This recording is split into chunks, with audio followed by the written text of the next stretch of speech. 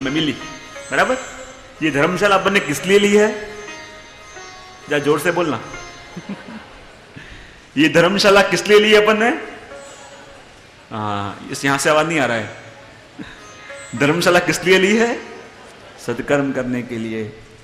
तो आके बस तो गए अपने परिवार के संग, मन, बुद्धि, इंद्रियां, अहंकार, ये पूरा आत्मा का परिवार, उसके संग आके आत्मा राम भाई इस धर्मशाला में बस गए और उसको अपना ही घर मान बैठे। 5 ट्रस्टी याद दिलाने आए, अरे भाई कब सत्कर्म करेगा? और 5 ट्रस्टी याद दिलाने आए। इसका मतलब क्या? पहला हार्ट अटैक आया, पहला हार्ट अटैक आया, हॉस्पिटल में एडमिट हुए, आईसीयू में लोग देखने जा रहे हैं और लोग कह रहे हैं नहीं अब तो मुझे प्रभु का नाम लेना है, अब तो बहुत हो गया, अब तो बहुत भागत भागी कर ली, अब तो प्रभु का स्मरण करना है, प्रभु को याद करना है। और जहां घर आए, ठीक हुए, तबीयत ठीक हुई, अरे दुकान में जाके हिसाब देखना पड़ेगा, फिर भूले। थोड़े दिन हुए, उसके बाद वापस 5 ट्रस्टियां याद दिलाने आए, अरे भाई सत्कर्म कब करेगा? और फिर याद दिलाने आए, यानी क्या? अचानक बिजनेस के अंदर लॉस गया, झटका लगा, झटका लगा। ये क्या है? ये 5 ट्रस्टी याद दिलाने आए हैं, अरे भैया जिस काम के लिए धर्मशाला मांगी है वो काम करेगा कब? और फिर उसको लगता है अरे भैया बात सही है, अब तो ये सब छोड़ना है, प्रभु का नाम लेना है।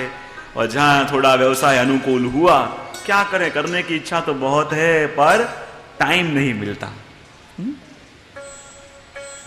तो सत्कर्म करने के लिए जगह ली हुई धर्मशाला, वो अपना देह अंदर आके जो बसा है आत्मदेव, वो कोई नहीं पर हम प्रत्येक जीव हैं।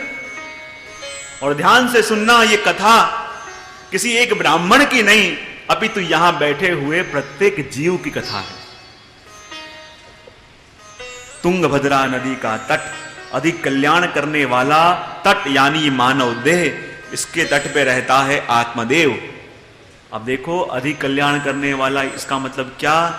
कहते हैं काख्यायिका है कि जब भगवान ने देवों का सृजन भी किया, मनुष्य का सृजन भी किया, भगवान ने देवताओं से कहा देखो देवताओं, मैं तुम्हें चांदी का शरीर देता हूं। और मनुष्य से कहा देखो मनुष्यों, मैं तुम्हें लोहे का शरीर देता हूं। मनुष्य दुखी हो गए, प्रभु ऐसा भेदभाव क्यों? देवताओं को आपने चांदी का देह दिया और हम मनुष्यों को लोहे का देह दिया, प्रभु ये भेद क्यों? तब भगवान ने कहा देख लोहे के देह वाले मानव, तू चिंता मत कर, चाहे मैंने देवताओं को चांदी का देह दिया, चाहे मैंने तुम्हें लोहे का देह दिया, पर हे लोहे के देह वाले मानव, मैंने तुझे संग संग भक्ति का पारस पत्थर भी दिया है। और जिस समय ये भक्ति के पारस का स्पर्श तुझे हो जाएगा, तेरी पूरी देह स्वर्णमय हो जाएगी। जिस समय इस भक्ति का स्पर्श देह को हो, जिस समय उस पारस का स्पर्श इस देह को हो, परिवर्तन आए बिना रह नहीं सकता, काया बदले बिना रह नहीं सकती, जीवन का ढंग बदले बिना रह नहीं सकता, कि जिस समय इस लोहे के देह वाले मनुष्य को भक्ति के पारस का स्पर्श हो जाए। इसलिए तुंगभद्रा नदी का तट यानी मानव देह, रहने वाला वो आत्मदेव और कोई नहीं पर सभी जीव।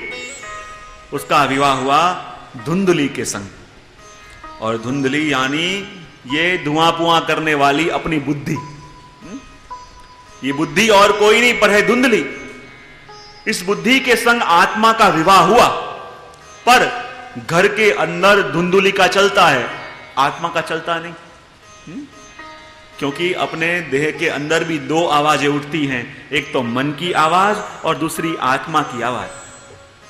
पर आत्मा की आवाज अपने कानों तक पहुंचती नहीं है, क्योंकि काफी लंबा सफर तय करना पड़ता है। लेकिन मन से निकली हुई आवाज हमारे कानों तक तरस सुनाई देती है। मन कहता है अरे कर ले, सारे दुनिया कर रही है, अपन को करने में क्या आपत्ति? आत्मा कहता है अरे ये काम अपने करने जैसा नहीं है, ये अपने घर की परंपरा नहीं है। लेकिन आत्मा का आवाज अपन को हमेशा ऑर्थोडॉक्स लगेगा, आत्मा का आवाज अपन को प्रैक्टिकल लगेगा नहीं। लेकिन मन जो सलाह देगा वो सलाह अपन को बिल्कुल प्रैक्टिकल लगेगी। हाँ, ये तो आज के समय के अनुरूप है।